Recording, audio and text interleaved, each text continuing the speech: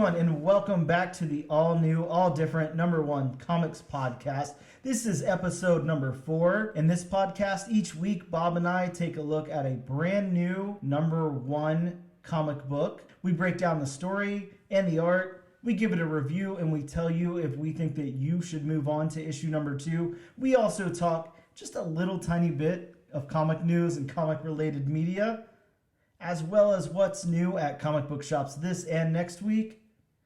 And Bob, this week we're going to be taking a deep dive into a all-new #1 from Dark Horse Comics, which is a Spotify listener pick this week. I'd like to point that out for everyone, just to let you know, Bob and I did not pick this book, although reading it, you very well think we could have. Yeah. This did come in as a listener request, which I would like to go ahead and say right off the top. Please continue to send in those listener requests. If you guys are listening via Spotify or whichever you're listening, if you can leave comments, go ahead and drop a comment. If you see a book that's coming out, a new #1, and you want Bob and I to talk about that book, please, for the love of God, drop a comment about it. We're glad to review almost just about anything. We do appreciate that people listen. Yes, absolutely. So, Bob, go ahead and tell the listeners which book we're going to be talking about this week. This is by Dark Horse Comics, Where Monsters Lie, written by Kyle Starks, and art by Piotr Kowalski. I'm so glad that you said the name on that one because I wasn't even close to being able to pronounce that. So thank you for that, Bob. Yes, that is the book that we will be reviewing this week, Where Monsters Lie, issue #1 from Dark Horse Comics. We'll be back right after this break.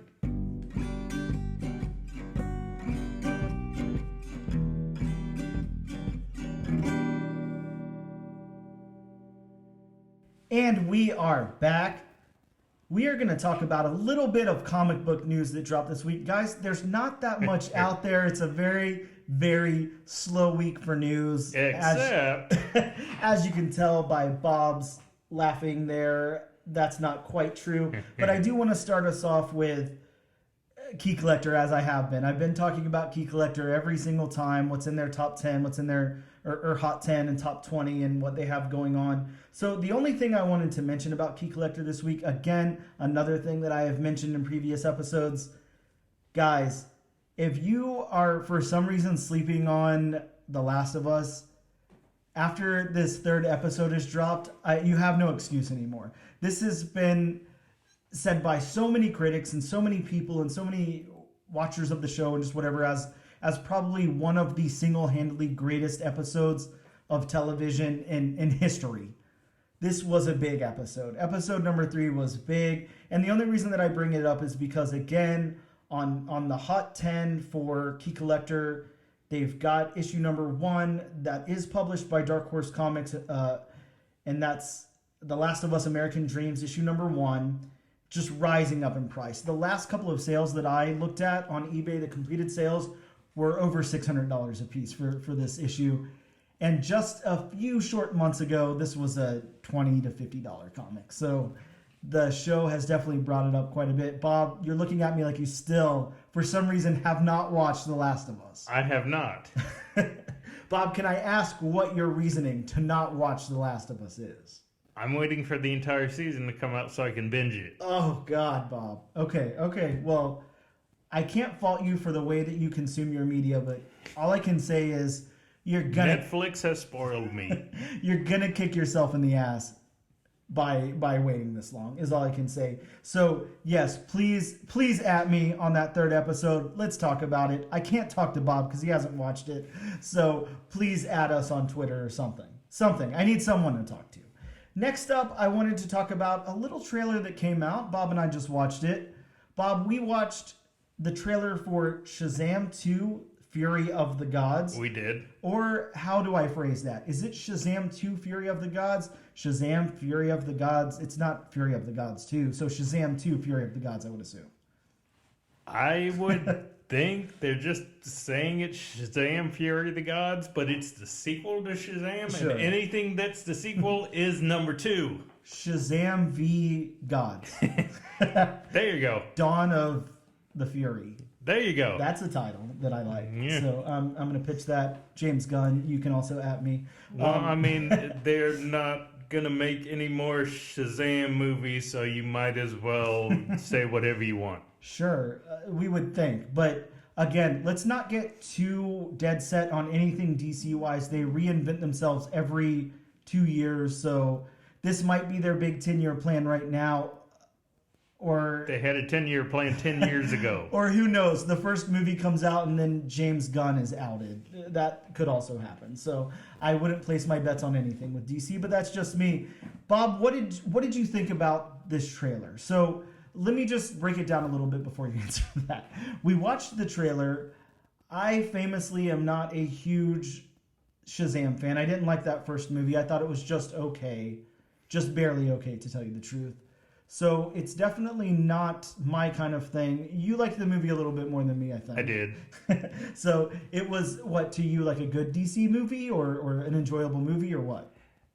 To me, it was so far from a DC movie, and I think that was the enjoyable thing, just because it wasn't dark in tone and literally dark on the screen. Sure, so it was that, much lighter, I'll give it that. That may have had a lot to do with it, and I know you're not a big fan of Zachary Levi, the guy who played Shazam. Sure. But I thought he did a pretty good job in the role. Can I say it was one of my all-time favorite movies? No. But as far as DC's concerned, it was one of my all-time favorite DC movies. That's not saying much. Yeah, that does make sense. I think, again, we're going to be talking about DC a lot, especially going into the future, I would assume. I think DC is going to kind of be on everybody's list right now to talk about. Now, whether they execute and these things come out and they're good is a whole nother story. We'll have to see there. But execution the past few years hasn't exactly been great. And I would like to say, even though we're on the Shazam 2 trailer right now and we're not talking James Gunn, I still have to sneak this in there. Look, people, don't bet all your money on James Gunn just because James Gunn did good with Guardians 1 and 2 and the holiday special. We still don't know much about James Gunn. Think to the other James Gunn projects that you've seen. I can't think of a single one that I've enjoyed other than Guardians of the Galaxy. I thought Slither was pretty good. Okay, Slither was okay. Sure, I'll give you that. Slither was good. I'm trying to think of that other movie that he did, the bad superhero, like the bad Superman movie or whatever that was. Oh, Brightburn. Brightburn. I hated that movie. It was terrible. You hated Oh God, I Brightburn? thought it was horrible. And then of course, everyone tries to act like they're fans of like his trauma stuff. Those people haven't even seen those movies. Those are buried at the bottom D movies from the 90s that no one has seen. So the people You that gotta bring those start up, somewhere. Romeo and Juliet and all of that stuff, I don't think people have actually watched that. I think that they more enjoy the concept of it, which is fine. But either way, back to Shazam, if I can say that correctly. Easy for you to say. Yeah. So Shazam, The Fury of the Gods, the sequel, the trailer that we just watched, Bob, I felt like this trailer went on for eternity. I felt like there is no possible way that we did not just watch the entire movie in that trailer. I feel like I got everything that I'm going to get in the movie out of this. And that may actually be something that DC is doing to get people interested in watching their movies, considering their movies don't exactly have a good track record. So maybe they are consciously thinking, if we actually release the majority of the movie, hey, maybe people will actually come and see it. Sure. You make a good point there. I can agree with that. That's probably a good, I don't know, thing on their part to try to do. I think that I'm thinking back to something like Black Adam and just how unimpressed and unenjoyable that was for me, how the experience of that movie, just I had a negative experience with it. And this is just reminding me so much of it. I get that this is a lot more joke heavy and it's got Zachary Levi and again, you pointed out how this is much lighter in tone than some of the previous DCU installments. But I do feel like it's got too much. There's too much jokes. It's too light-hearted for me already. Right off the bat, the stakes are too low and I just already don't care. It does. but especially with the jokes, I mean, just look at the main character of Shazam. I mean, he's a kid that transformed into a superhero. Yes. So, I mean, half the movie is probably going to be when he's in his kid form with the rest of the Shazam family. So, that right there's going to be more lightheartedness, joking tone. I mean, even when he's a superhero, he still has the mindset of a kid. You're right. I think that one of the other things that I'm going to critique about it, and I hate to do this, I feel bad for this one. I had the same problem with Black Adam. I had the same problem with Justice League. I hate the way these characters look when they fly. They look ridiculous to me. It looks bad. Yeah, the CGI, for some reason, they just cannot get it right. Yeah, it just doesn't look good. They look like Gumby flying around. Yeah, I really don't like it. It takes me out a little bit too much. And I know this is a really critical stance on the property, and I get that. But I just... It's hard for me to watch. It's hard for me to watch when I watched the Justice League and Superman had that low flying with the puffed out chest. Like, I think it looks stupid. But the thing is, when you have, and I'm assuming DC is probably going to spend upwards of almost maybe 150 million on this film. You would think with that much money, they would be able to get the CGI right. You would think. I don't know. I think that they're banking more on the story on this one. They're banking more on the success of the last movie and how the critical success of it to the audience scores. I'm not sure what it looks like on Rotten Tomatoes. That would be something interesting to pull up probably, but I think that with something like Shazam being so light in tone for the DC universe, in my opinion, I equate it to something like the Tom Holland Spider-Man movies, how the stakes are very high, but he's able to come in, be his joking self, but real danger is right around the corner, and there's sad moments and stuff happens, and I just don't feel like they've nailed the tone on this. I don't feel like they're able to do that same thing. I feel like I already know what's going to happen. Look, I feel like they laid it out right there in the trailer. A big bad comes, Shazam and the what are they called? Shazam family. Yeah, the Shazam family. They're up against this, and it's to a certain extent like defeating them, and then he kind of wants to hang up the whole thing to save everybody or whatever. Not to save everybody, but to get his friends or himself out of it or whatever. And then the wizard, tells him no, he chose him for a reason and he has to do it. I already know this story. I already know what's going to happen. So he's going to man up and he's going to do it and save the day. And then at the very end, something will come out of nowhere. And I feel like I already know the story. Like there's nothing else they can do. Well, yeah. And I will admit that whole trope of the hero comes up against something super powerful and, starts doubting himself. Mm-hmm. If he should even have the power, and tries to give it away, but then it's like all of a sudden something happens to where he starts believing in himself. Yes. That trope, I will admit, is kind of old by now. Yeah, it's getting old, and I want to think back. I know we're not supposed to be comparing the DCU to the MCU, but unfortunately that's what everyone's going to do. That's Marvel has laid down the foundation, and unfortunately, as much as James Gunn wants to come out in the press and say that now he is doing something different and it will be better than Marvel and all of that, I wish him the best. I hope so. I hope that he does. I hope that they are able to do that over at DC. I of course am in Marvel's corner anyways. I appreciate a lot of their properties more than I do the DC stuff. I'm not a huge Batman fan, so like most people are. So I'm just rooting for both studios to do well. But I think that for James Gunn to come out the gate swinging like that, I think sets him up for very easy failure. And I just don't know. I'm just not too sure about it. I did look at the Rotten Tomatoes, and the Rotten Tomatoes scores are 90% on the tomato meter and 82% audience score for that Shazam first movie. So it's very high. That's very high. I'd love to also see what something like Tom Holland's Spider-Man movies are at. So we have Far From Home has a 90% on the tomato meter and 95 on the audience score. So we're running pretty close to the same there. I don't know. I feel like I get it. I get the kid, like the boyish humor and all of that in it. I get that Shazam is a kid who's transformed to Shazam, the more adult version. I don't know. It seems so lighthearted with no stakes. That's all I can critique here from this trailer.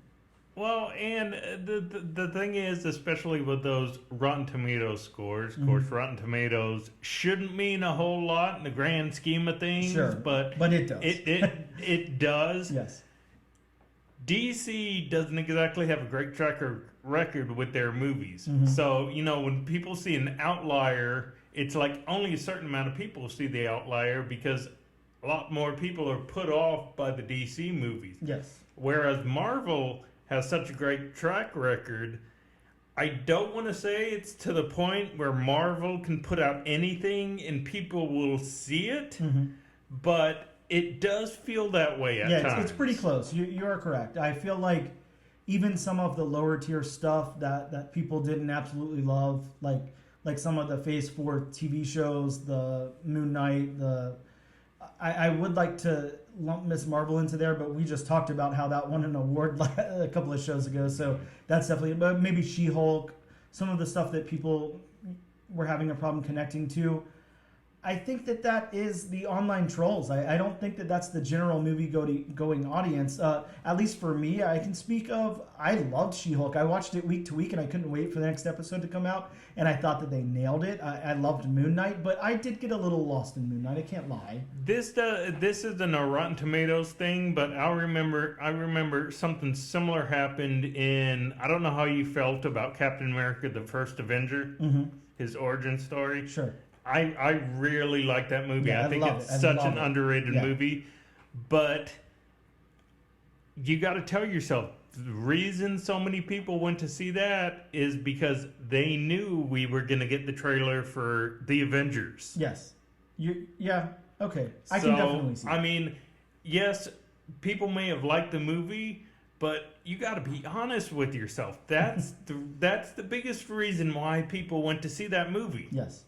Yeah, you're completely correct. That's something that I wasn't even thinking about, something that is kind of buried there deep in my memory. But yeah, a lot of times, especially with these franchises, look, if we're going to get a trailer for something, people show up for that trailer. It doesn't matter what happens after the trailer sometimes. That's just fodder, but... You hear all the time about people going to see movies that they could care less about. Yes. Just to see trailers for movie A or superhero movie B, and then after the trailers, leaving. Yeah, and we're definitely, I think, in an age of trailers. Trailers are such a big thing now. I mean, look, we just watched this I can never say that, Shazam 2 trailer, and it was almost 3 minutes long. I think it passed the 2.5 minute mark, I believe. At least it felt like it passed the 2.5 hour mark to me. But Bob, in wrapping up the Shazam thing, I just want to get your thoughts really quick, not on the beats or anything like that. We don't have to break it down, but are you looking forward to this based on that trailer? I can't necessarily say I'm looking forward to it, because I can't say I was looking forward to the first movie. Okay, it just kind of happenstance. Am I going to see it? More than likely, I'll see it. I mean, there are some things in the trailer, like, I think the cast is pretty strong. Sure. Lucy Liu in particular, I mean, I think she may be miscast as what she's playing. Yeah, but I can agree with that. Helen Mirren is great in most things she's in. Yes. Yeah, I agree. The cast it's hit or miss for me. Again, in closing on the Shazam thing, I don't know. I think in all honesty, Zachary Levi was not the greatest choice for the character, in my opinion. I think that's the problem. I also think that it has something to do with the writing. I think that it's a little too joke heavy, but either way, it's just not for me. That's fine. It's obviously for somebody else. You liked it. A lot of other people out there liked it. So I hope that it does good. I really hope it turns my opinion on the movie, and I'll be there too. I want to see the movie. I hope it does well. I hope that it's not another Black Adam type of thing or the Batman for me, but only time will tell. So we'll see. And another little thing that I just thought about right now, I didn't have here in my show notes. Black Panther 2 on Disney Plus today dropped today. Yes. I have not watched it yet. I have not either. I didn't see it in the theaters, so I am so stoked to see this movie. But side note, I'm going to be guesting on a podcast on Thursday that is talking about the not quite MCU movie Man-Thing, which was a sci-fi original or exclusive or whatever you want to call that on superhero cinephiles.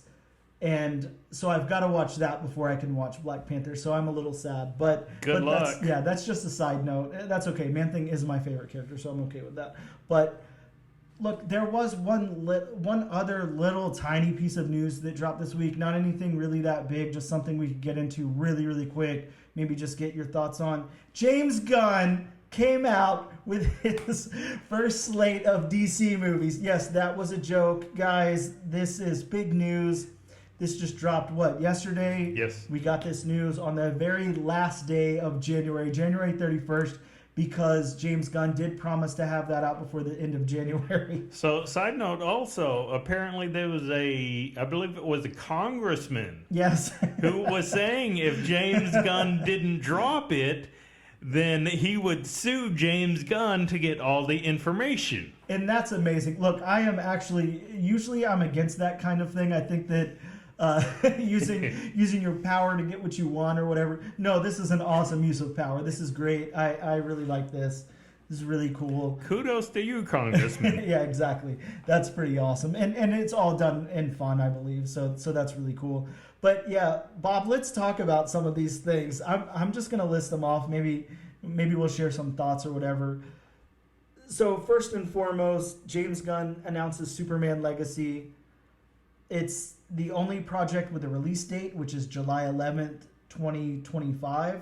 It's going to be written by James Gunn, and it's going to follow Kal-El as he reconciles his extraterrestrial origins with his human family and upbringing. It sounds like a Superman Year One. Yeah. It sounds cool. I don't know. I think that the problem that I'm going to have with this project is it's too. I don't know when the last Superman movie came out, but quite a while ago at this point. But to me, 2015. Yeah, sure. To me, it's still too fresh to reboot already. To have a new actor playing that character, I'm just not ready for that. I feel like there was a way to get Henry Cavill in this thing, and they just didn't try hard enough for whatever reason. I understand that they want to cut their ties to the previous installments of the DC universe, cinematic universe, whatever.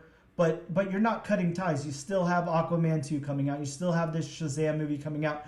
You still have what you're now labeling as these Elseworld Batman things coming out. So your universe already doesn't make any sense. So right off the bat, you're all over the place.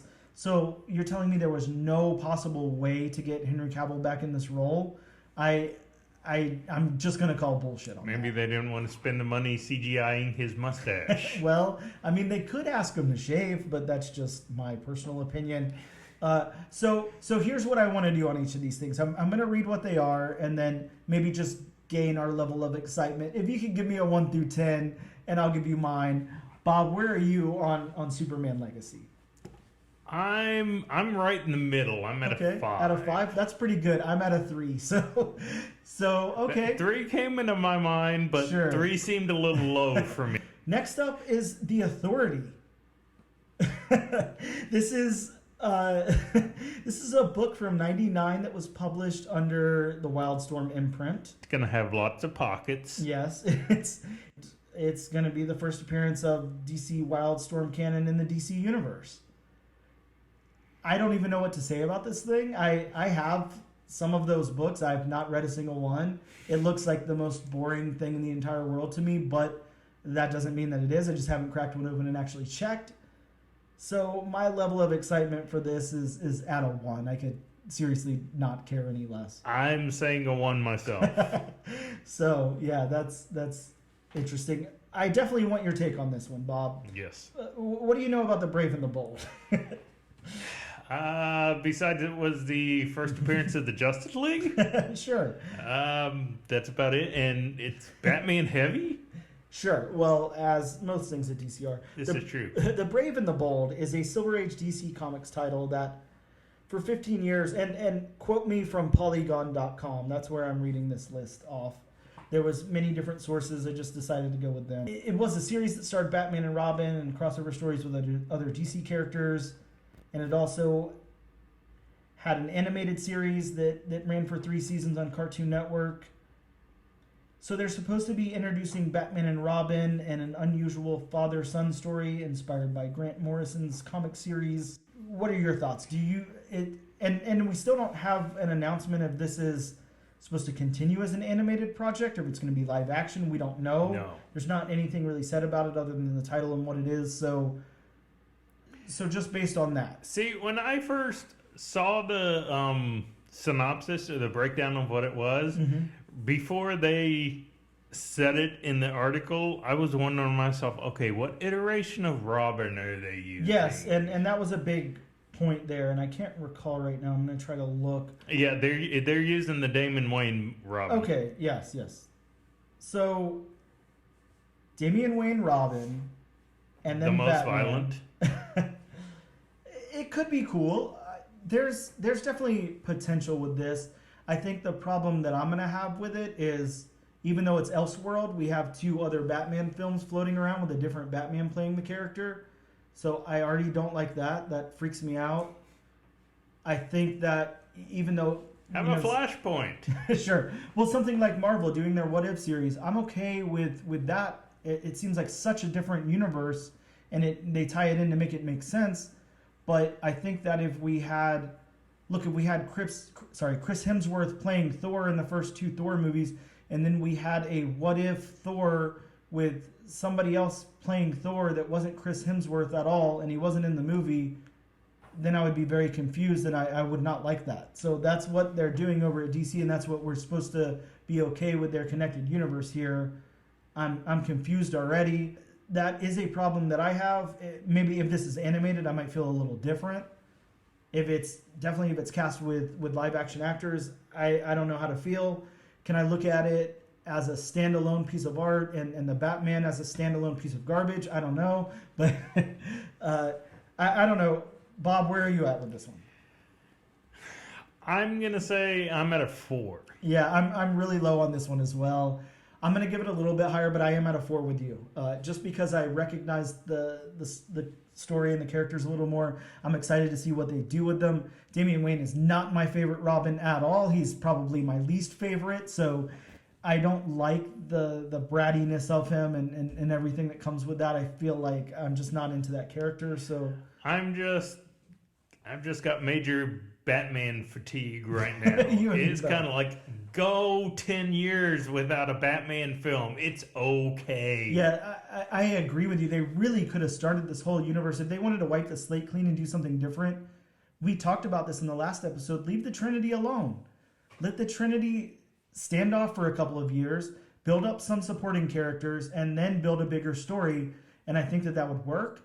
I talked about how I wanted to see some horror in it, and we do have a little bit of news about horror, but not enough. But I'm just not sure that introducing superheroes during this big boom of superhero fatigue that everyone keeps talking about and comic book movie fatigue, I don't know that James Gunn reinstating the DC universe and having the same characters over and over again, rebooted over and over again a million times, is really going to make a difference. But what do I know? Only time will tell. So we're both at a 4 for that one. The next one, Supergirl, Woman of Tomorrow. DC Studios says that this is based on Tom King's award-winning comic book series. Have you read that miniseries? I've read 2 issues from it. It obviously wasn't impactful enough for me to keep reading. I really loved the art, but the story didn't stick with me enough. It didn't resonate well enough for me to keep reading. I don't know. This one's also pretty low for me. I'm gonna give this a 3. That's pretty much where I am. This one's probably at a 1 for me. The only things I know about Supergirl is just the animated stuff I've seen, and that, Don't tell me you didn't watch the 1984 movie, Bob. that's Okay, exactly thank what you, I was thank going to you. get to. And I know that is on your top 10 list of all-time movies of all time. So. Yes, right above Howard the Duck. Yes. So you've got to be at least excited. That's where the 1 comes in. If it wasn't for that movie, Bob would have given it a 0. Next up is okay, this one might turn the tides a little bit for me. Not in overall, but at least for this individual project. Swamp Thing. We've got Swamp Thing. Swamp Thing's already had a couple of adaptations on the big screen as well as Unfortunately. a small screen adaptation that was apparently good, but I haven't been able to see it. I really, really like some Swamp Thing stories. I loved the new 52 Swamp Thing stuff, and the Rebirth stuff has been good. I obviously love some of the classic run as well. Swamp Thing can be something very, very cool, and they are announcing it as a horror project, so that's pretty awesome. I'm scared. That's all I'm gonna say. I'm very, very scared that they are gonna fumble with this. I'm scared that just like the original movies, Wes Craven, the big horror director, was brought in and he wasn't able to do anything with it. I feel like DC is going to want too much control over what's going on and not really let it be a horror movie. And I also feel like allowing Swamp Thing to stand on his own and not bring something in like Rot World with Animal Man or something, I feel like it's just going to be, I don't know, I'm scared. That's all I can say. I just really don't know that much about Swamp Thing to say, I hope they do this, I hope they do that. Gunn has his hands in DC enough to where he's not going to make a mistake like that. He'll keep it true to its origins and everything. I just don't know where they'll go with it and how they'll necessarily make this a horror movie. I think that calling it a horror movie is, I hope so. If they do real horror with this, then I'm definitely down, and that's what I want to see. If they do quasi horror, then they've failed. See, I'm scared because, again, Marvel burnt me with Doctor Strange 2. I love that movie. I think it's amazing. It is not a horror movie. No. But it was announced as one. They kept saying this will be the scariest installment of the MCU. It's nothing. It's a regular MCU movie. It's a good MCU movie, but it's not a horror movie by any means. No. Not at all. So I'm scared. I'm scared because I think that they really, really need a good writer and director team on this thing to make it work.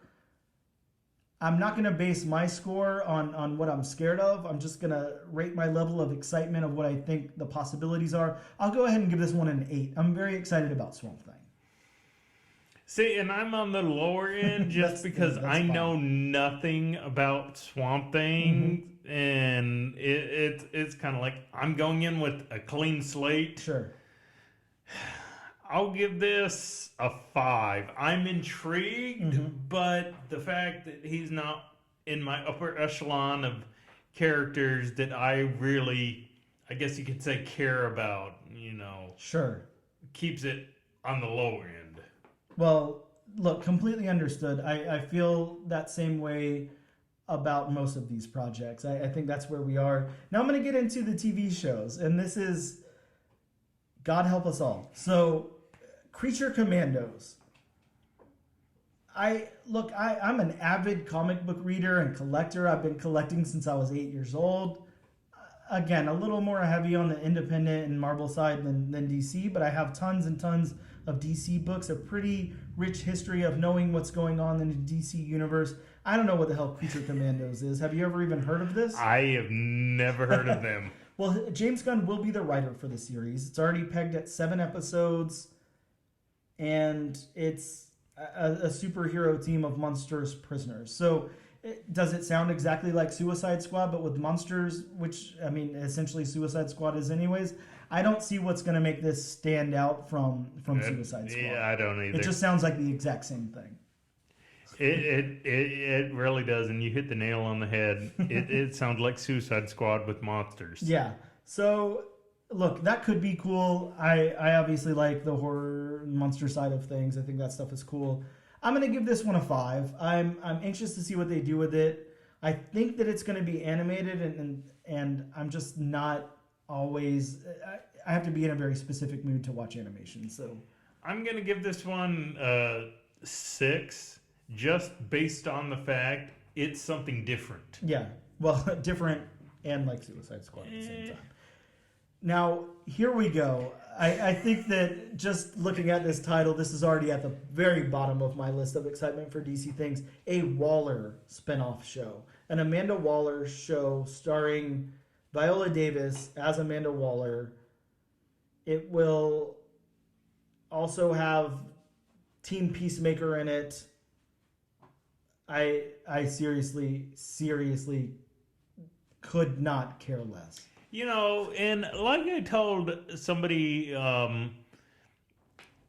yesterday that I work with, and correct me if I'm wrong, but I explained to him that Amanda Waller, just think Nick Fury, but more sadistic. Yes.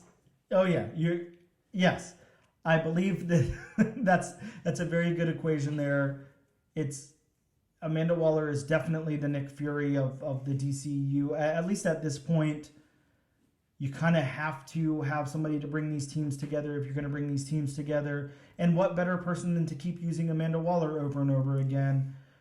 She's going to have to assemble a ragtag team of villains and B-listers to form the Suicide Squad. And we already know James Gunn's thing. He's going to kill off some important ones at the beginning and then kill some off at the end. And I just don't feel like there's any surprises here.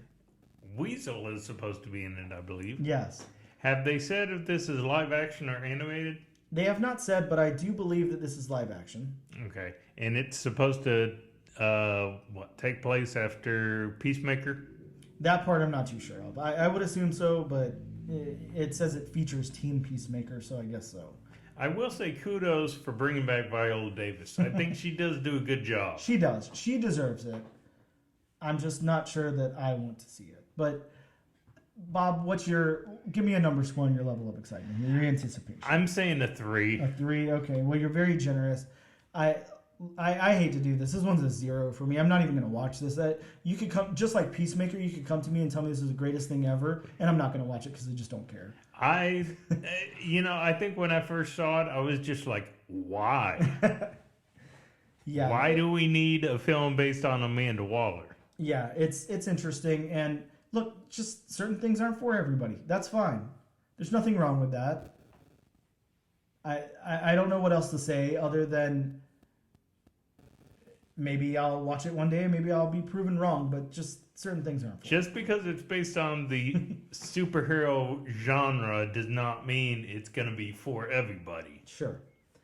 The next project, I think maybe we're gearing up towards the higher end of anticipation here. Booster Gold, a DC longtime comic relief character, time traveler who uses basic technology and consumer appliances from the future to make himself a superhero in the present day, is Booster Gold. So what do you think about this one? This, again, we don't have an announcement if this is live action or animation. I would assume live action. I think that's where they're going with this. I hope live action. I think I have about 6 copies of the first appearance of Booster Gold, so let those fly. But yeah, where are you on this one? Do you have any relationship with Booster Gold, or does it just sound like a cool series to you? Or I don't know much about Booster Gold. I know enough about him to make me dangerous. Mm-hmm. And again, I know a lot about him from the animated Justice League Unlimited show. Mm-hmm. From what I know about him, I mean, he does sound like a cool character. I'm hoping they don't go totally comedic with him. I mean, I know that's one of his big draws. Mm-hmm. And I will say, if it's from James Gunn has shown that he can do something with these more obscure characters. Yes, and I think that that's important to remember. James Gunn can do something with these lower level characters, these lower tiered characters on the roster and everything. A lot of people talk about how Guardians was this big thing because no one knew of any of the characters, or the general movie going audience had never heard of most of the characters or whatever. And then he brought them kind of to the A-list in the Marvel universe and the MCU. And while I agree with that, I do completely agree with that. I think that James Gunn should be careful to make that not his thing. I think that, and I can't say that I'm accusing him of that. Of course, he's penning a Superman movie, so that's probably, one of the highest level heroes that you could pen a movie for. So it's not like he's only reaching into the deep unknowns for these characters in these movies and everything. He does have a pretty good mix here. I just would like to say I'm scared again of the comedy aspect of it. I think that his comedy for me did not work in the Suicide Squad. I thought it fell completely flat. I felt like a lot of people wanted to say this was going to be like the Guardians type of thing for the MCU, but with more villainous characters, and it just wasn't that. It was just poorly executed, in my opinion. And I think that if he's going to do more of that kind of thing here, then I'm not quite there for it. But I am a little more excited about this project than Waller, at least, and some of the other ones. I would rate this one a 4. I'm gonna say a 5. I'm okay. not. Yeah, good. I'm not totally invested in the character, but I'm intrigued because it's James Gunn. Yeah. Next up, we have Lanterns. I know that I think that you're a little bit excited about this. When we talked about Green Lantern a couple of weeks ago and our anticipation or what we thought might make cool announcements whenever we were discussing what we thought might be announced. And we do have Lanterns, the Green Lantern Corps. We don't know anything about this. We don't know really what it will be, other than DC Studios said it will be an enormous TV event focused on the two unraveling a dark mystery. So Jon Stewart and Hal Jordan. And it's like a buddy cop team up type of thing. I don't know. I'm kind of into this. Is this live action? Well, I'm just glad that they're finally introducing Jon Stewart. Sure. Because I know, especially from going back to the Justice League animated, he became one of the more popular Green Lantern characters. Yes. And they've teased him for, especially at the end of, I can't remember the specific season, but the season finale for Green Arrow. That was supposed to be a tease. So I'm finally glad they're bringing Jon Stewart. I wish they would go away from Hal Jordan for a little bit, because eventually he may start becoming like Batman, where they just do him over and over and over again. I mean, they have so many other Green Lanterns they could do. I mean, they have Kyle Rayner. I mean, they even have the new ones, Baz and Jessica Cruz. Yep. You could even do Kilowog. Well, it shows you how much these studios and these filmmakers really bank on that name recognition, character recognition, and all of that. I think that for someone, people might be surprised that we're saying that about James Gunn, but he's just like anybody else. He's here to make money. He wants to make sure that whoever the head, or even though he's the head, whatever, look, 2 or 3 of his movies don't cut it, he's fired, and somebody else, they're rebooting again, and somebody else is in At the end of the day, he's got to answer to Warner Brothers. Yeah, there's somebody there to fire him. So he definitely wants to do his Guardians piece here, and he's got plenty of that, but he also has to reach back into that recognized property, recognized name thing that they have going on. So he does have a good mix of that. I'll give him that. I just want to know, I have no stakes in any Green Lantern property. I think that Green Lantern, if done, I think it's a wonderful story. If you get the right people in the right places, this could be great. Knowing that it's those two teaming up, I'm almost a little turned off by that, and would kind of, I hate to say it, but I appreciate more of like an origin story or something on one of the characters and a standalone movie as opposed to like a television event. But this is how they want to do it, so that's fine. It does kind of seem like it could be Lethal Weapon with constructs. Yeah. So I'm gonna put mine right out at a 4. That's about how excited I am. Is it something I'm gonna watch the day it comes out? Probably not, but I think I will catch it. It's not going to be like a Last of Us scenario for me where I can't wait for 9 o'clock on Sunday evening to happen. But you know, I'll probably watch it the week it comes out or something. And I'll agree with you. I'll put it at a 4. The biggest thing I'm looking forward to is, you know, finally seeing Jon Stewart, whether it's in live action or Yes. bringing them back in animated. And please bring back Phil Lamar to do his voice. Look, well, we're already realizing that no one is being brought back from anywhere. We're wiping the slate clean on everything other than Viola Davis here. So, and hey, Well, that's what at least for now. yeah, for now. The last property that I want to talk about is an interesting one, Paradise Lost. This is going to be set in Themyscira, and it will talk about Wonder Woman's history and her character arc. We don't know who's going to star in it, but we do know who's not going to star in it. And I don't. This is the brief quote that they gave about it. This drama focuses on the genesis and political intrigue of an island of all women. And DC Studios said it sounds very Games of Thronesy. That's exactly what I was gonna ask. Is it gonna be Games of Thrones, Game of Thrones, but with Amazons? That's what it's sounding like. I think this could be good. I think that it was a huge misstep to make it a TV show, though. I think that I know we just came off of a huge Wonder Woman movie and then a poorly received sequel, but I think that at least that first movie was so iconic that maybe to get it back in theaters so soon, maybe audiences wouldn't be there for it. Maybe they want to see it on a smaller scale. But I don't know. You really, really, really are going to have to aim high to replace Gal Gadot in the role. Yes. And I just don't know who can do that. I'm not sure where I am with this one. I think that if it were announced as a movie, my anticipation would be at like an 8. But since we're saying that it's going to be a television show, I'm going to have to try to follow this week to week. I'm going all the way down to a 5.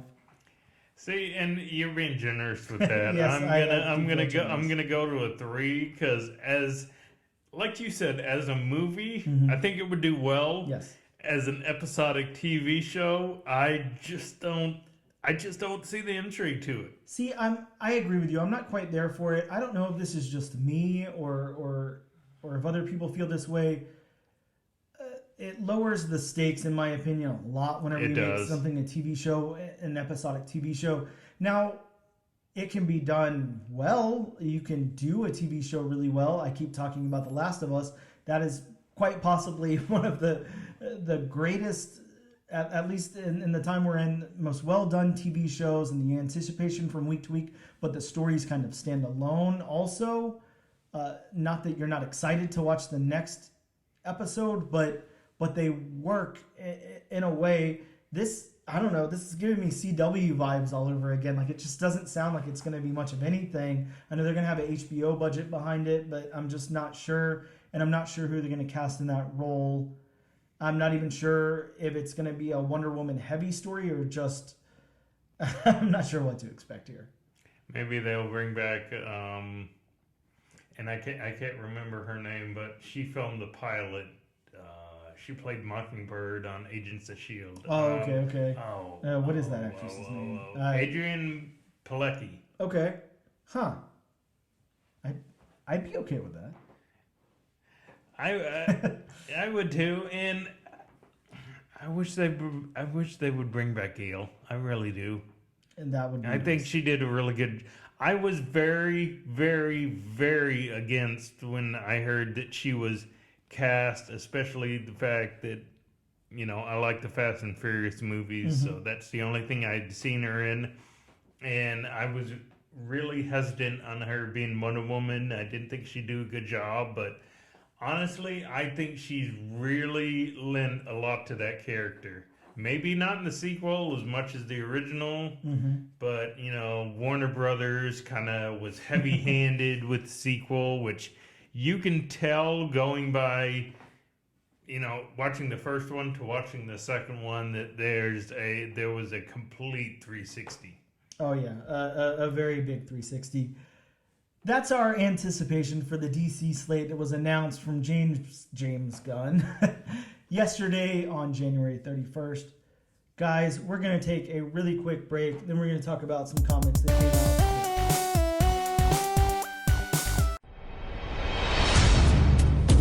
A battle for humanity's future is being waged on American soil right now. The cannabis plant has been used by humans for thousands of years, and yet it is still severely criminalized in much of the world.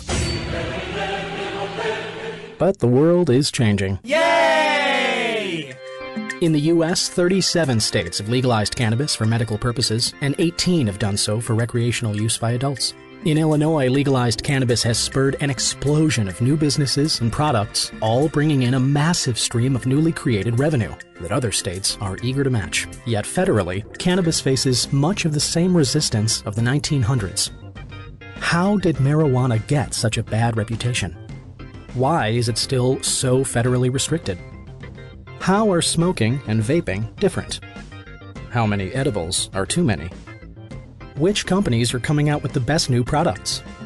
And who benefits from keeping Mary Jane in the dark? These are the types of questions we'll attempt to answer on the Cannabis Man podcast. A thorough look at all things cannabis, from its history to its explosion in states that have legalized it. So look out for the Cannabis Man podcast, coming soon wherever you get your podcasts.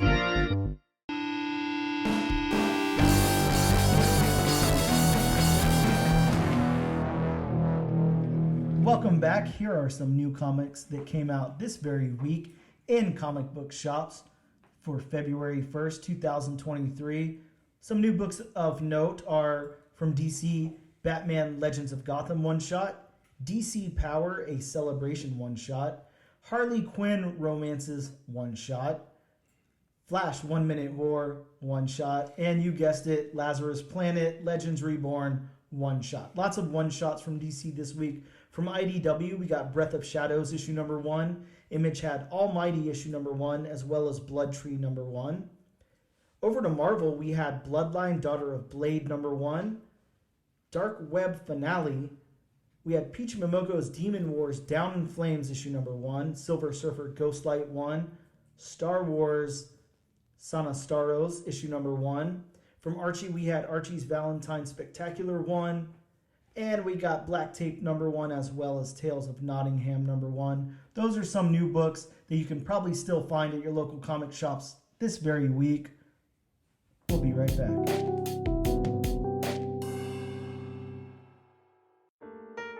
Is Labyrinth your favorite movie? Do you like Full House Easter eggs? How about movie-themed brackets for best movie props? I'm Dan. And I'm Jer, and we love breaking down movies to discuss their impacts in pop culture. Best scenes, Favorite characters, and how these movies age. Tune into our growing selection of movies wherever you find podcasts by searching Real Good Movies. That's real with 2 E's. Here are our thoughts on everything from Iron Man to Phone Booth, Halloween to Planet of the Apes. Make sure to follow us on Instagram and subscribe for future episodes. Now, what do we rate that trailer out of 10? 1. That's definitely a 1.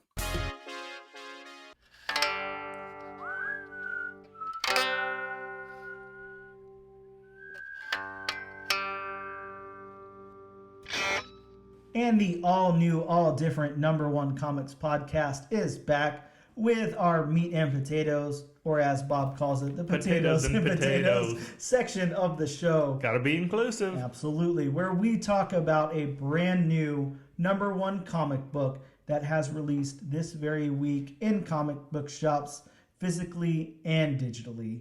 This week, we're talking about, Bob, From Dark Horse Comics, Where Monsters Lie, written by Kyle Starks, in art by Piotr Kowalski. I just love the way that he says that artist's Thank name. you. That's Thank why you. I've got to turn it over to him. Thank you. So in the this book, just a little side notes about the creators. Kyle Starks is a big name. Kyle Starks has written a lot. He also illustrates. From Kyle Starks' own site, It states that Kyle Starks is a two-time Eisner-nominated comic creator from Southern Indiana. He is likely best known and as the longest tenured writer and occasional artist for Oni Press's Rick and Morty, another book that we talked about last week. He was nominated for Eisner's for Sex Castle and Rock Candy Mountain for Best Humor Publication. Side note, Bob, did you read Rock Candy Mountain? I did not. I've never even heard of it. I absolutely hated that book, just so you know. Anyways. Well, I mean, Miss Marvel won an award for Best TV Series. There you go. As well as 6 sidekicks of Trigger Keaton and his original graphic novel, Old Head, that came out in August from Image. He's also worked on Skybound's Assassination with Erica Henderson, as well as Dynamite Comics, Mars Attacks, and with somebody on Oni Press's Dead of Winter. We also have the artist who Bob so eloquently says their name as... Piotr Kowalski. Man, that sounds beautiful every time he says it. It sounds better every time. Thank you very much. So, Piotr, yeah, I knew Piotr, I knew I wouldn't be able to say it, has worked on so many things. There's no way for me to condense it down here. I'll just read off a couple of titles. He was the artist on Sex. The Image comic Sex. He was the artist on Titan Comics Bloodborne. He did art on Boom Studios' Clive Barker's Nightbreed. Terminal Hero from Dynamite. 30 Days of Night at IDW. He did a lot of the art for The Dark Tower, the drawing of the 3 by Stephen King over at Marvel. He did The Steam Man from Dark Horse, as well as The Witcher, Curse of Crows, Monster World. He did the Wellington book. He did Join the Future. He's done a lot of things. We'll leave it at that. There's way too much there to unpack. He also did some Hulk stuff. You can go look it up yourself. Yeah, please, feel free. Comic Vine has a great site for him. So the synopsis for this book is, haven't you always wondered, from the Dark Horse site itself, haven't you always wondered what slasher monsters, the masked home invasion family, the mindless unkillable monster, the serial killer trapped in a doll, what they do for those couple of years in between their murdering sprees? They're at Wilmhurst, a gated community in the middle of nowhere where they get to relax or try to until they get a call and go out to kill again. Connor Hayes survived his first slasher in summer camp. A handful of years later, he barely escaped from a psychopath who built torture puzzles for his victims.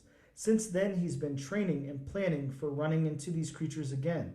He's a respected special agent, and now he knows where the monsters lie, and he's planning for a war.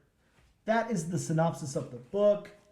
We definitely have some stuff to unpack here. This is a book. This is a book. Definitely a book. I actually had a wonderful time reading this book.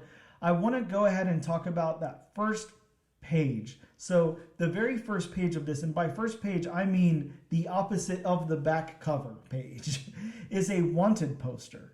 It is a wanted poster that introduces all of our main monster and serial killers, and it's got some names in here.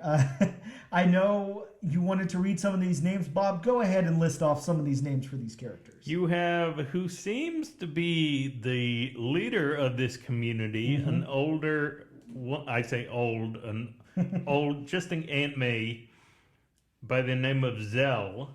You have, I believe he's called Puzzle Man, but I believe his last name might be Puzzleman.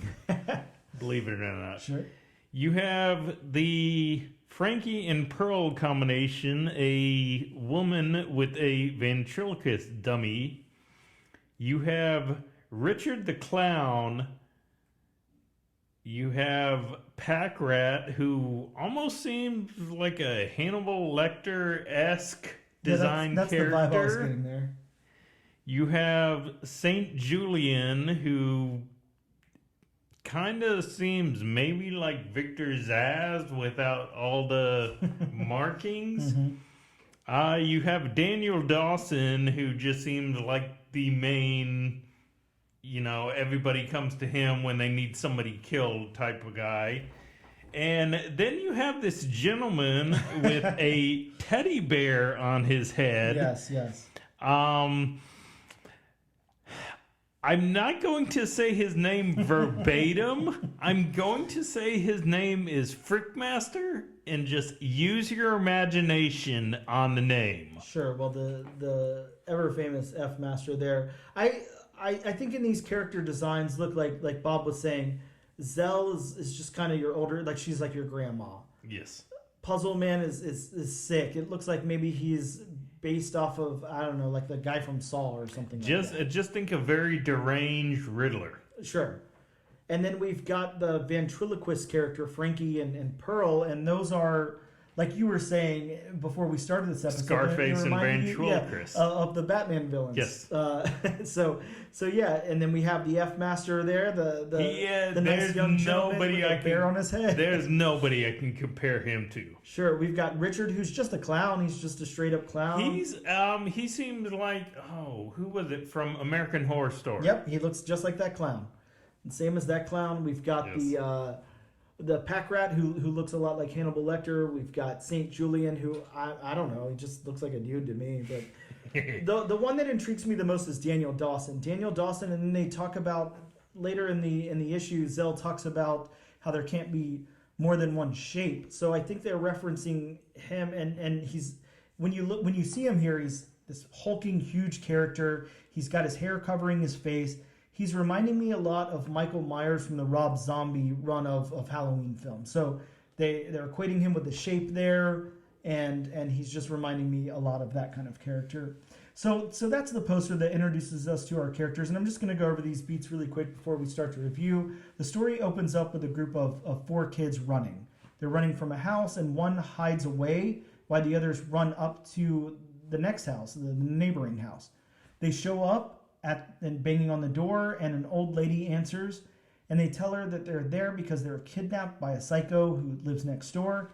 And the old lady begins asking questions, and as the kids approach, she stabs one of them through the eye, like all the way through the skull, all the way, the eye pops out and everything, with a knitting needle.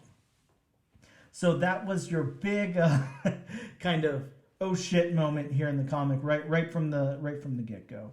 From there, the other kids begin running away, and one of them is killed by the Frankie and Pearl combo. And then next up, Daniel Dawson kind of strangles or whatever he does, cracks the other kid's neck. So in these first few panels, you're seeing a group of 3 children being slaughtered by these serial killers, and it can be pretty graphic. I would say that the ventriloquist character and then the Daniel Dawson character it's not anything too crazy, but when Zell, right? Yeah, when Zell kills this boy, it is graphic. The next panel, his eye is just hanging by a thread and he's laying dead on the ground, and it's pretty intense. I love the art here. I think it's done nicely, and we get a nice reveal towards the end of that last panel of Daniel Dawson's face, which is like a skull. He's just like a gray skull. I'm guessing it's a mask. I hope. I don't know. So next up, the Puzzle Man comes running and to chase his victims or see what happened, and he sees that they've all been killed. And the kid who was hiding before escapes over a brick wall that has the welcome sign for "Welcome to Wilmhurst," a gated community with, of course, a lot of no trespassing signs and that kind of thing. Zell, the old lady, asks Puzzle Man if he's sure that they got everyone and no one escaped, and he says yes. Then there's a full page of the community in text stating that there's a mandatory community meeting tomorrow. After that, we follow the killers. We have all the killers together, with Zell leading a meeting and going over the rules of the community, how they need to be kind of reinstated. Some rules are being broken, some stuff's getting too relaxed, whatever. We find out that the community is a sanctuary for killers and a place that they go in between kills, a place to prepare for their next excursion, sharpen their knives, as well as community members breaking each other out of jail and dragging your body away when everybody thinks you're dead. And we start to see some cracks in their system, as kind of what I'm getting from it is there's a newer generation of killers who aren't sticking to the rules, and some are becoming too soft, much like the F Master that you'll learn here is stopped killing really and started to He's become a gardener. he's really enjoying gardening. Now, Bob, before I get too far in the story here, I see that you've got the book open. Yes. We've got this character, a nice looking man with a beer gut and he's got a nice full head of hair and a nice brown beard. A murderous Bob Ross. Yes, definitely. Maybe a little younger, but yeah. Who is this character? I don't see him mentioned anywhere in the book. I don't see his name. He's definitely not at the beginning. He just kind of pops in, and it looks like maybe he's in charge of the community along with Zell, or maybe he's Zell's right-hand man, or maybe he's above Zell. I'm not sure. I didn't get a place of who this character was. They left that kind of on the table. Maybe it's left open to interpretation for a reason. I'm not sure. But Well, and it does say his name once in a word bubble. His Okay. name is Wyatt, and from Okay, what okay. I gathered from what I was reading, he was a former big time killer because Okay. he did say he used to be the head of a big murder family, I see. which I guess is like the mafia, but I guess he's semi-retired from it, and I guess I can't tell if he or Zell run the community or if it's a joint effort. That's what I'm gathering, that it's just a joint effort between the two. Yeah, like maybe he's retired from actually killing, but he's there to help strengthen the community or work Exactly. within the community. Exactly. Okay, well, good, because I wasn't getting quite a read on that. So next up, we see that, or we learn that there's a murder quota. That's probably an important point Yes. of this book. And then we have an intro to Grandpa Murder and his nephew, who is a shape type killer like Dawson, and they're moving into their home 2 weeks early due to a flea infestation. Yes. Now, there was some talk towards the beginning of the book of Daniel Dawson being there maybe as a guest or something. So it seemed like maybe he was supposed to be there for a certain amount of time and then leave. And then after he left Grandpa Murder and Grandpa Murder's nephew were supposed to be coming in, is Yes. what I've gathered from it. Yes, they were. Zell was talking about you're here 2 weeks early. Mm-hmm. So I gathered the same thing, that Dawson was supposed to be there for 2 more weeks, Yes. and then Grandpa was supposed to move in. Yeah, but he had to move in early due to a flea infestation, Yes. which they make some nice quips and jokes about the family eating excrement and stuff Yes. like that. So that's a little funny thing. You can see that there might be some kind of rivalry between Zell and Grandpa Death, maybe or Murder. something. Sorry, yes, Grandpa Murder. My bad.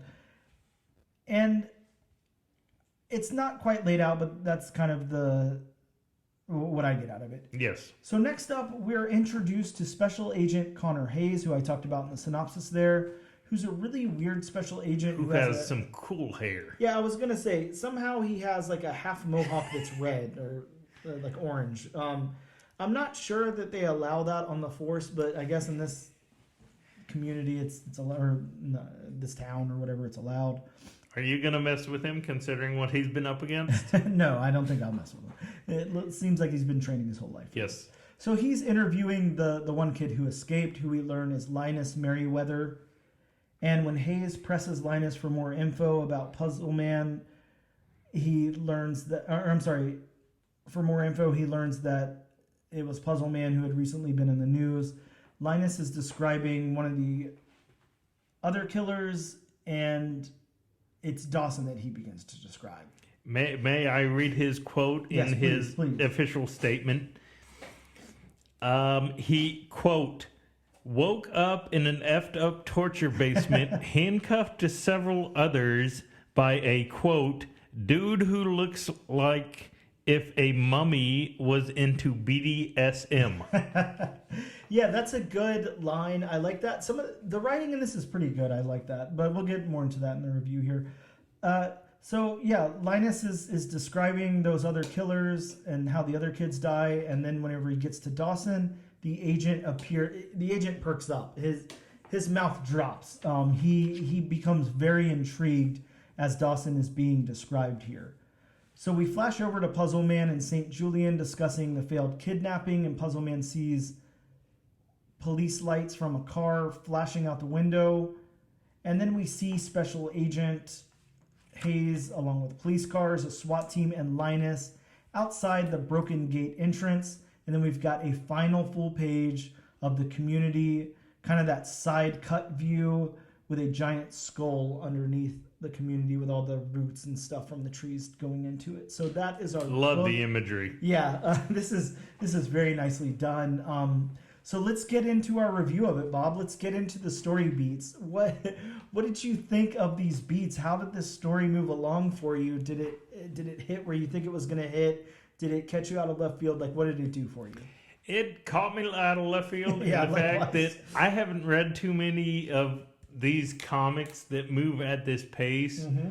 But again, like you said, we start with the kids, and they have the sounds, Mm-hmm. you know, of blam blam blam, so you know what happens. Yes. So they run to the older lady. You know, you think the older lady is gonna let them in. You know, let them call the police, Mm-hmm. and then it's like, bam! All of a sudden, sewing needle to the eye. Yeah, I agree. That really shocked me. I really was not yes. expecting that. I kind of felt like I knew what we were in store for at that opening page with the wanted poster. And then it took me left field again. And it did a couple of times in the story. I really, really like the way that this is written. These beats hit just enormously. It's really wonderfully done. I was scared a little bit at first whenever we switched over from the police station over to the community, but they nailed it. They did a really good job there. I thought flipping through this book at first before I started to read it, I was scared of the amount of dialogue, but God, I read through it in 5 minutes. This was a really quick and easy read. And I actually talk about a book that I want a triple-sized issue of. This is going to read great in trade. I don't know how many issues are planned. I believe 5, but yeah, I think the story beats here, they really kind of nail it. It doesn't have a dull moment. I really liked it. Let's get into the narrative. What did you think of this general narrative here? We can go ahead like we did in the last episode and group the narrative and the dialogue in together and talk about both of those. What did you think about the dialogue and narrative here? Well, the dialogue I thought really fit. Yes. Because, you know, they made it sound like, you know, they were just going about their day and whatnot, and in actuality they were talking about, you know, stone cold murders. Yes. Mm-hmm. And may I say, I love when Richard says he's uncomfortable sitting next to F Master. Yes. Uh-huh. A guy dressed as a clown. Yep. Full clown too. I mean, he's got everything. Oh yes. This is not just face paint. This No. is everything. He's got No. the little tilted hat and all. Yeah, I agree. I think that I really like the tone of this. This might sound very specific. I'm really enjoying the tone of the dialogue and narrative here because I think that there's a weak way to do this. There's a way to do this, a cliched way to take all of this, to do exposition kind of dumps. They do that within the dialogue here. Little amounts of exposition that really work throughout the dialogue when we're introducing and talking to characters. Towards the end there, whenever I was scared when we brought in the special agent, I'm not going to lie to you. I feel like most of the time whenever we bring in a cop, a detective, a special agent, they've got this certain tone to them that sounds so unrealistic because we're so used to those movie detectives, and that's kind of what they play off, that hard-boiled detective that's detached from I don't know, anything other than the case that they're on and everything. They really kind of nailed this guy for me. I really kind of like him, other than the fact that he looks a little weird with his mohawk. But I was impressed with the narrative and the dialogue that they had going on here. I would definitely say that's a big plus in this book. Well, and it always helps with characters, especially authoritative, like police characters, when they have a personal history Yes. with, you know, said characters they're hunting. So, I mean, it doesn't have to be okay, this is my job. Yep. This is what I'm paid to do. It's kind of like, I went through this. I have to get them off the street as fast as possible.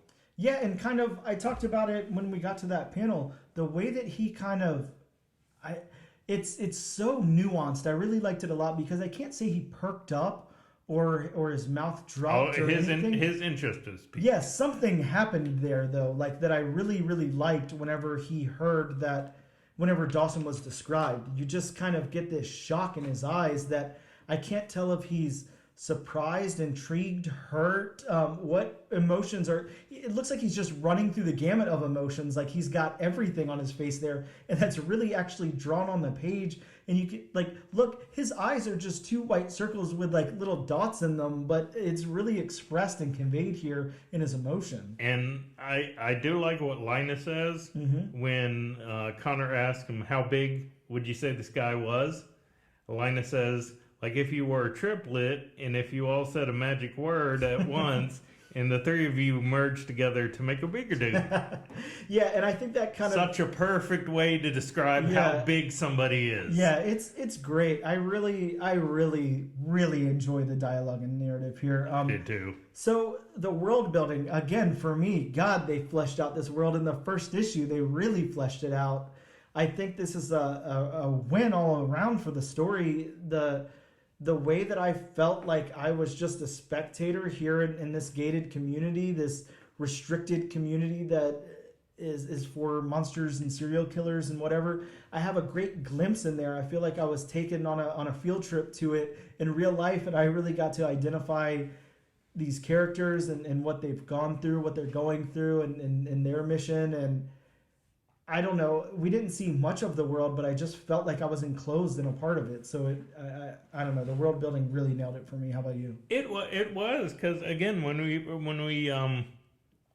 the first couple of panels, we do see the one house where some stuff is going down because you hear blam blam bam, blam blam blam, and then we think, okay, it's any other old community because they go up to the old woman's house, ask for help, and again, the sewing needles to the eyes, and then you see Frankie and Pearl. You see Frankie slit the kid's throat, and then you see Daniel Dawson just completely obliterate that kid's neck. I mean, I can't put it any different. So it goes from, you think it's any old other gated community, and it's just that one house that has some shady stuff going down, to just the entire community is just filled with murderers and psychopaths. Yeah, they throw you that curveball, and I think that this is a book that would really benefit from not having that synopsis out there. I think that if people just went into this cold, it would serve them much better. I'm kind of happy that I just copy and pasted the synopsis from Dark Horse onto my notes and didn't really read it. And I read this book first. I think that it's a genuine shock. This book throws you a lot of curveballs. But look, I'm not going to lie to you. Even with all of that, even with us sitting down here and breaking down the story and giving you all the beats and everything, it is a sight to be seen. Once you have this book in hand, it's going to read completely different than what we're going to be able to tell you here. So it is definitely worth picking up and checking out, regardless of if you're checking out this review or not. Our review does not do it justice. Not at all. I want to get into the art here. We talked about this artist whose name is, once again, Piotr Kowalski. God, it rolls off the tongue, Bob. Wonderful. I really, really like this artist. Of course, we must have seen his stuff a million times because he's done everything, but no wonder. He's a really wonderful artist. You talked a little bit at the beginning before we recorded how certain aspects of it gave you Walking Dead vibes. Yes. I definitely see that. I see some nice image style as well as some Marvel House vibes in it too. I feel like it's really nicely done. I love the graininess on the characters. It definitely lends itself to the horror murder style by, and That's a big thing with art. You know, I mean, we've talked about it with, you know, like John Romita Jr. and Kick-Ass. Yep. And then we've talked about it with other things. Certain genres lend themselves to certain art styles. Absolutely. I mean, and you know, nothing against Mr. Kowalski. You know, I mean, I'm sure, you know, he can, you know, draw like John Romita Sr. or you know, anybody like that. But with this, you know, rougher, kind of more, I can't say darker style, but with more, you know, blacks and darker colors and stuff, that lends itself to the more, you know, horror, murdery genre. Yeah, these characters look. You see the scratches on their faces. You see the dirt around the bed of their nails. You see all of that in what's conveyed in the story here. I really like how I talked a little bit before on previous episodes about backgrounds. They're a really big point for me. I'm not sure why. I don't know how I got into that, but man, the backgrounds here are stunning. I'm just looking through some of the panels. Like, there's no you can't call this artist lazy for a second. You can see the individual panels on the outside of the houses. Exactly, he's illustrating every piece of wood. Wood on the individual planks on the fences. Sure, he's detailing the grass in the background, the flower beds, the window treatments. I mean, everything the lamp has a place in the window. here. I feel like this artist cares so much about what he's doing. Oh yes. And he's a wonderful artist.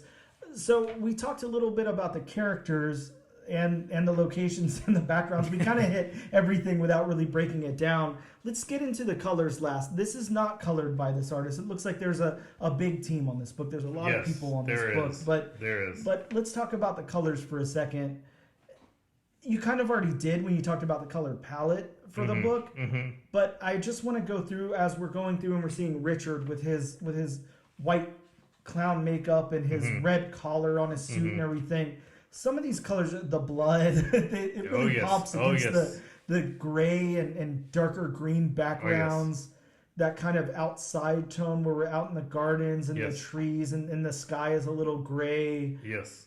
These colors just really work well. They really pop. Two of my favorites as far as colors, as far as, you know, how they come across, might be the colors used for Daniel Dawson.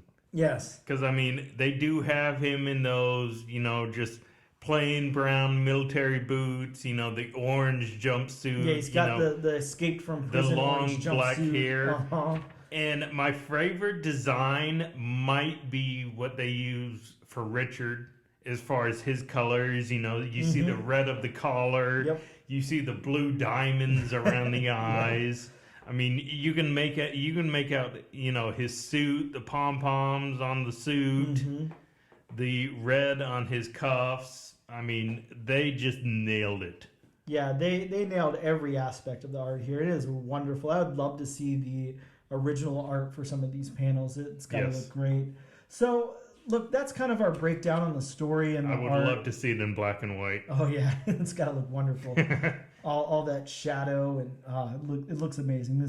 The killings in the first couple of panels. You definitely have to see this book in person. That is for sure. Yes. This is almost a book that I would say would suffer from a digital download. You're definitely going to want to hold this in front of you on paper. So, look, that's where we are in the story and art. I want to get our overall thoughts here and our kind of, if we're going to continue to the second issue or not. I think it's probably pretty safe to say what our thoughts are on this book. But for me, my thoughts are, this is just, the main thing I can say about this is it's just so well executed. They just really did something. And they took these characters, which are horror movie cliches, and really made them work and work together in this world. And it's just so wonderfully written. The dialogue is so good and not cheesy at all. The art complements it so well, and this whole team worked together really, really well. I'm super impressed with this whole book. I will absolutely be continuing on to issue number 2. I can't wait for issue number 2 to come out. I'm really stoked about this, actually. Oh, there's no doubt in my mind. I'll be continuing this this series. I mean, you nailed it. I mean, the characters are done well, and Yes. we both know cliches in movies and in print, if not done well, seem just like that. Cliches. Oh, yeah, absolutely. This is one book I was telling Bob this before we started recording.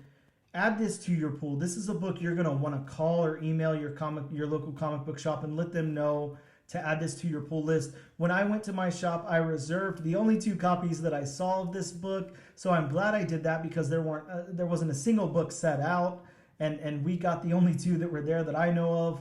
So you might be in the same ballpark at your local shop. Definitely call your shop and reserve issues number 2 through whatever. Put it on your pull list. Yeah, add this